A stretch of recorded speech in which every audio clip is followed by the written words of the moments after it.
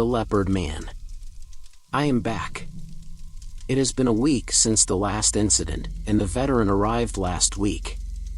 His name is Alex and he is very tall, and has worked with the National Park Service for at least 20 years. He told me and Jordan he has wrestled an alligator before. He's also hunted a bear for 20 miles in the Smoky Mountains. I asked him how long he has been out here in 𝓢𝓞𝓒𝓘𝓐𝓛𝓢. He told me he has been here for 3 years.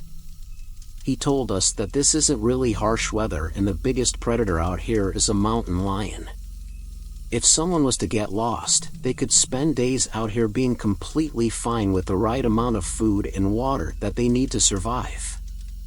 But he told us the way people disappear only to be found dead miles and miles away is just so strange. He told us he was searching for a senior citizen who was hiking by himself. He wasn't heard from for a couple days, and the family came to the search and rescue workers for help.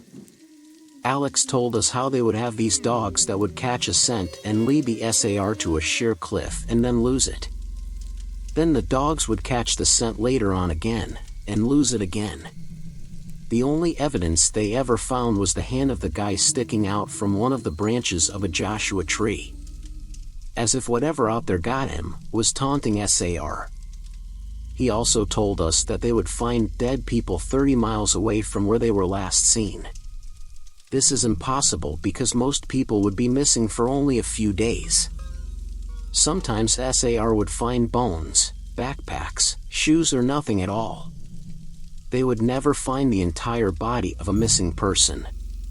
Now let me tell you the layout of the park. Since we are at the back of the park, there is only about 20 miles of desert before you get to the back of the park. There's a long wired fence with a sign that says, "Warning, 𝓢𝓐𝓚 and National Park Service are not responsible for your safety beyond this fence." Beyond the fence are the large dirt hills. There are reasons we don't monitor beyond the fence. There are mines out beyond the fence that are old and unsafe, and some mines can go 100 feet underground. If someone steps on the wood on the top of the mine, they can fall and die.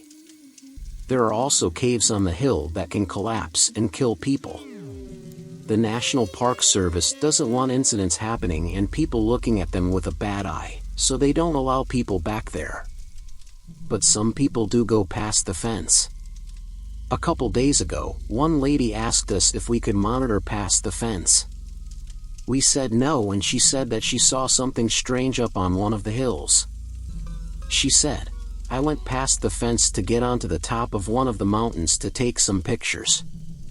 When I got up there I saw this guy about 200 feet away, and started walking over to him, figuring that he got a good view of the sun or the desert. As I got closer to him I noticed that he was not wearing any clothes. He was wearing fur.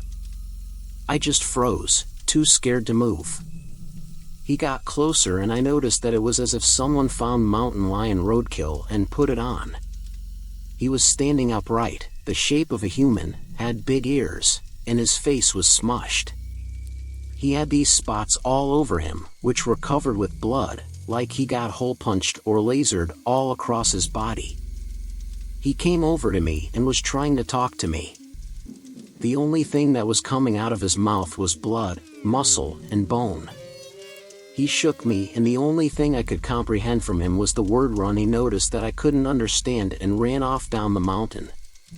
Alex told us that we need to go find this dude.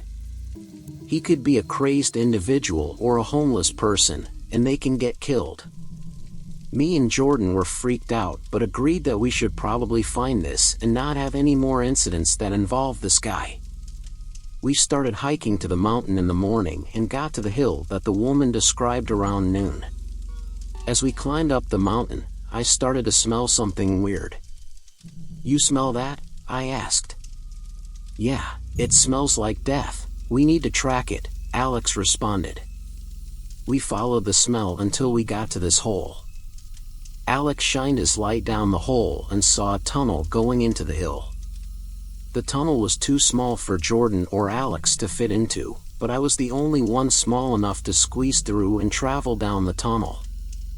I put my arms in front of me and pushed my way through. The tunnel was tight. About 2 to 3 feet for the height, and I had only about 3 inches to wiggle around and get all my limbs into the tunnel. I started gripping for rocks in front of me. The tunnel was going down. That meant I had to have my feet hooked onto rocks behind and grab onto rocks ahead of me, shifting my way down. I did this because I didn't want to go so fast and slide down the tunnel into a potential embankment and die. It took me 20 minutes to get through the tunnel. I yelled back saying I was safe. "I am gonna see if I can get through," Jordan yelled at the top. I thought that was a good idea. After all, I didn't have a flashlight and it was pitch dark. After another 20 minutes, Jordan finally got to the bottom and turned the flashlight on. I saw sand on the ground and more tunnel to pass through. There was enough room for us to crawl through.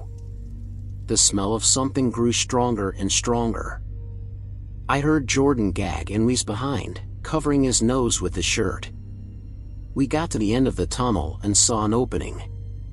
I stepped through and smelled it. Something died and was rotting in this room. The room trapped all the air in, giving it a horrendous smell. Jordan stepped through and turned the flashlight on. I looked around the room and I saw it. Animal skins everywhere.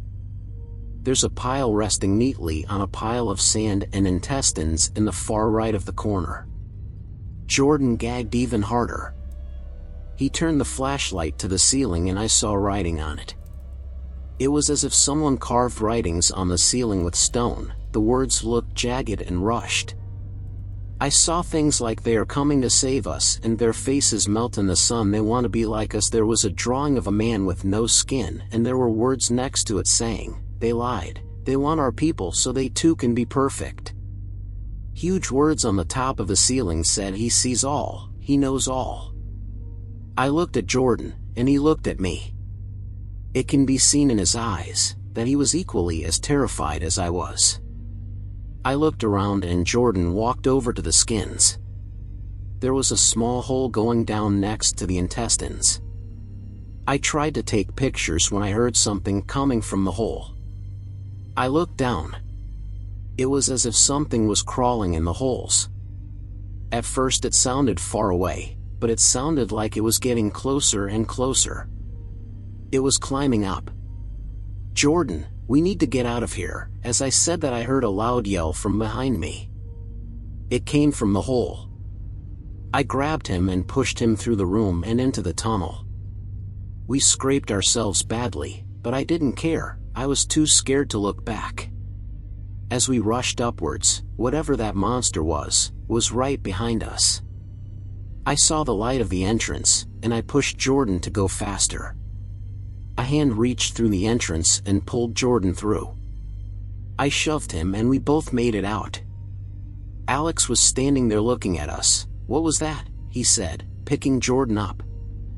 I don't know what that was," I said, getting up. I checked my arms and legs and noticed there were scrapes and bruises. I told him what we saw down there.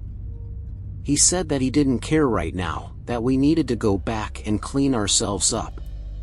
As we were walking back to the information building, I saw white writing on the back of Alex's car. As we got to the information building, I saw Alex freeze. He was looking at the back of the car. I looked and there was a drawing of Earth on the back of it. There were words that said "Found you" in cursive. Alex ran into the informational bathroom and locked himself in. I tried talking to him, telling him to open up the door. The only thing that came from the overside of the door was crying and whispers of "I shouldn't have done this. I had the option to quit last year. Why was I an idiot and didn't quit last year, and how did they find me so quickly?" The higher-ups said it was at least a year before they found me. I heard that all night long. I will be getting some rest. It is 1 a.m. and I am pretty tired. I will see if I can get back in 1 or 2 weeks if I have anything interesting happening. Me and Jordan are very scared, and we have no idea what to do.